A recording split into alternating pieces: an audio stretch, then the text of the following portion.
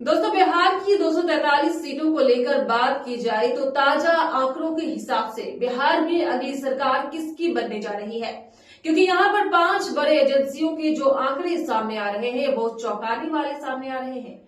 यहाँ पर एक तरफ एनडीए, एक तरफ महागठबंधन, तो किसकी सरकार बनने जा रही है? बिहार को लेकर नए आंकड़े चौंकाने वाले हैं। बिहार में पहले चरण में जहां बम्पर वोटिंग देखने को मिली है, और बम्पर वोटिंग क्या बिहार में यहाँ पर नई सरकार या फिर नीतीश कुमार की सरकार बनेगी, क्योंकि इसको लेकर अपनी अपनी जीत के दावे किए जा रहे हैं। 2020 के मुकाबले 2025 में इस बार बम्पर वोटिंग देखने को मिली है, और इस बढ़त के बाद क्या यहाँ पर सत्ता परिवर्तन देखने को मिलने जा रहा है? इसको लेकर 4 से 5 बड़े एजेंसियों के जो आंकड़े हैं वो बिहार में यहाँ पर चौंकाने वाले आंकड़े सामने आ रहे हैं। क्योंकि बिहार को लेकर बात की जाए तो यहाँ पर प्रशांत किशोर इस बार चुनावी मैदान में है, और प्रशांत किशोर को लेकर जो सर्वे के आंकड़े हैं वो चौंकाने वाले हैं।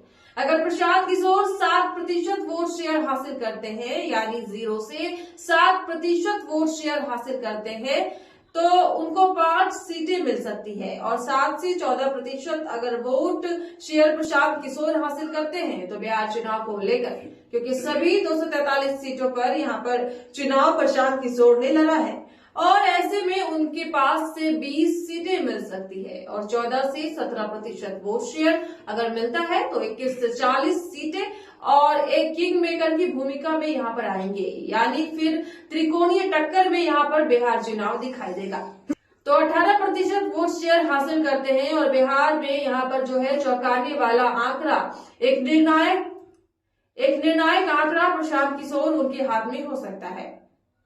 इसके अलावा अगर बात करें तो महिला पुरुष वोटर्स जो है वो किस प्रकार से गठबंधन को वोट करते आए हैं, क्योंकि इस बार सीधे तौर पर माना जा रहा है कि यहाँ पर जिस कारण से महिलाओं को लेकर बड़े बड़े ऐलान किए हैं उनका फायदा किसे मिल सकता है। 2020 चुनाव में अगर बात की जाए तो 25% वोट शेयर महिलाओं का यहाँ पर जो अन्य को मिला था, जबकि पुरुषों का 26% अन्य को मिला था।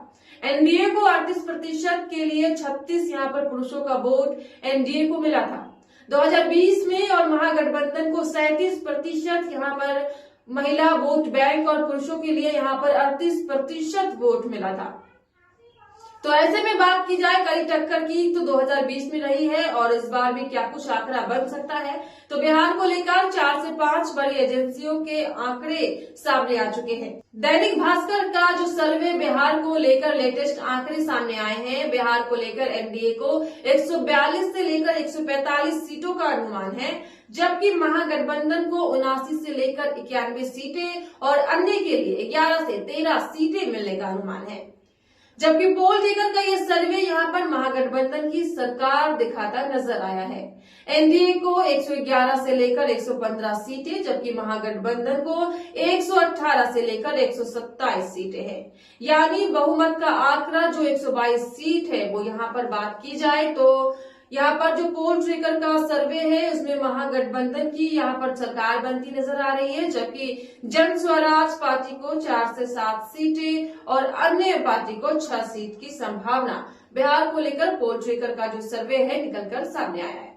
जबकि चाणक्य स्ट्रेटजी का जो सर्वे है उसमें एनडीए को 128 से लेकर 134 सीटें, महागठबंधन को 102 से लेकर 108 सीट और अन्य को 5 से 9 सीटों का अनुमान है। बिहार की 243 सीटों पर सामने आ रहा है। जबकि एक और सर्वे की बात की जाए तो यहाँ पर जेबीसी का जो सर्वे सामने आया है उसमें एनडीए को 120 से लेकर 140 सीटें, महागठबंधन को 93 से लेकर 112 सीटें, जनस्वराज पार्टी को 1 सीट और अन्य पार्टी को 8 से 10 सीट का अनुमान सामने आया है। इस तरह से 3 से 4 बड़े एजेंसियों के जो आंकड़े हैं सामने आए हैं। इन आंकड़ों के बाद बिहार में सीधे तौर पर खलबली है, जबकि सट्टा बाजार के आंकड़े सीधे तौर पर कांटे की टक्कर दिखाते नजर आ रहे हैं, जहां महागठबंधन को 115 से लेकर 120 सीटें और यहां पर एनडीए को 120 से लेकर 130 सीटों का अनुमान सामने आया है।